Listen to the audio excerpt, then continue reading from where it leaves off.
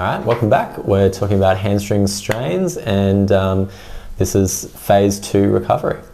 So for phase 2, the goals are we want to restore pain-free hamstring strength.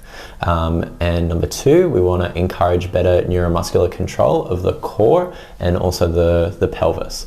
So neuromuscular control is like that brain-muscle connection and coordination and balance. So that's really important because with an injury that gets affected. So in the clinic we'd be using acupuncture with distal points, which means points away from the affected area. And that allows us to actually have you move your leg, your injured area, and to start rebuilding some of that neuromuscular connection. We'll also be using points to continue with the pain relief and everything, and we've also got herbs to continue supporting the process. Now, outside of the clinic, you're going to build on what you started with phase 1, and you're going to start incorporating some specific strengthening exercises with the focus on core and hip stability. So again, you're using pain as your guide. So if you do something and it irritates the pain immediately after or within a day afterwards, you've done a little bit too much and you need to just back off next time. Make sure you're not re-injuring it, and you're continuing to go through your recovery process smoothly. So it's important to maintain like daily movement. So in the last phase we talked about doing like a low resistance stationary bike, gentle walk, so it's important to keep that up. But with these specific exercises that I'll show you in a sec, you can do these 5 to 7 days. So if you feel like you need to, you can still have like a couple of rest days throughout the week. So it's really important as well, before I show you the exercises, you just want to make sure that you can you maintain good form throughout. So you're really focusing on good form. You're not trying to pump out like sets or reps or anything like that. It's really maintaining good function and structure throughout those movements. So you can use the exercises from phase 1 as like a bit of a warm-up, and then move into these ones. So I'm going to cut to another video and show you those now. Alright, so first, for the first exercise for phase 2 recovery, I'm going to take you through a bit of a progression. So this is like a bridge progression. So you're going to want to find yourself a nice spot on the floor, roll out a yoga mat so you're nice and comfy. I'm going to do it on one of our treatment tables.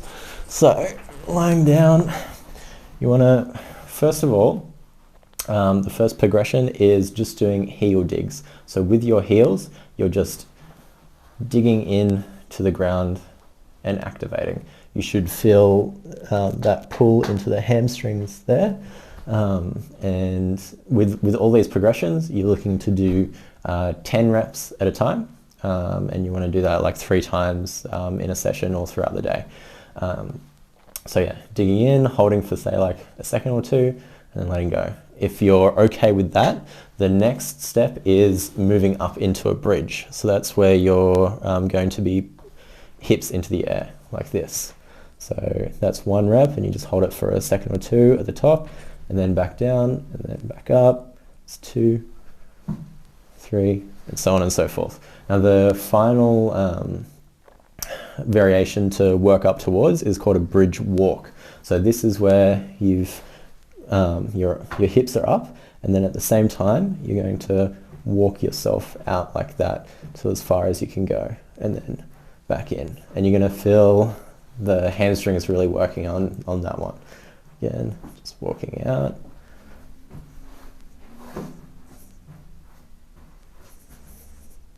All right.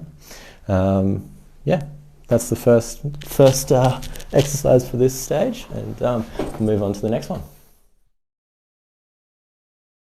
All right, so next exercise is to start engaging and strengthening the core with some sort of functional movement in that as well. So what we're going to do is a rotating side plank. So you're going to start in a normal plank position, and you can adjust this according to where you're at. So you can just do it on your knees or on your toes.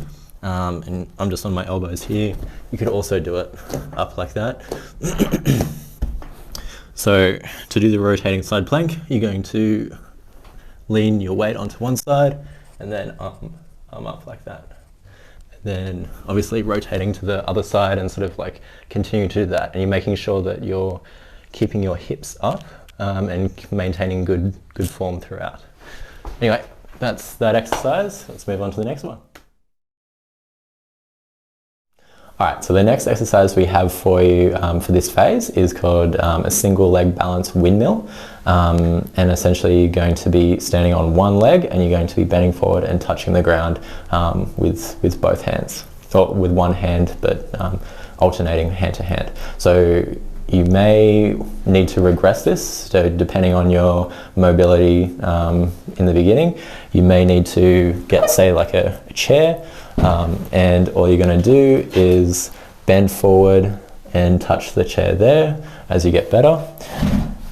Again, you're on one leg, bend forward, touch the chair there, you're getting a little bit more range, and then eventually you want to be able to work up to bending forward, touching the ground, and then do it again with the other hand. You can also alternate, so I was just bending forward straight, touching the ground. You can also reach around to the other side. It gets like, you can feel a little bit of a different stretch, and it incorporates different muscles to keep that balance. So you want to do 10 reps of that 3 times throughout the day as part of your rehab for this phase.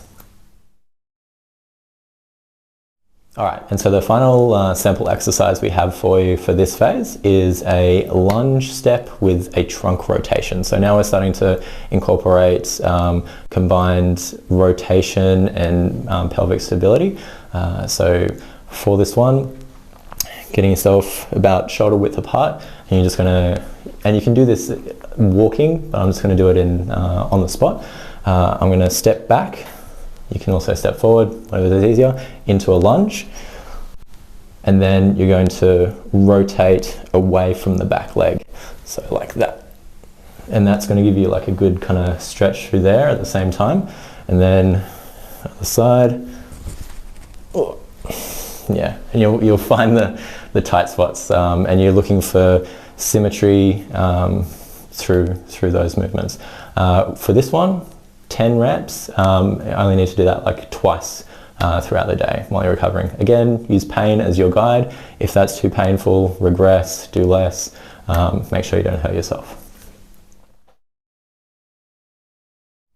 All right, so you've been doing your rehab exercises for a little while, and you want to know when you're ready to get into phase 3 recovery.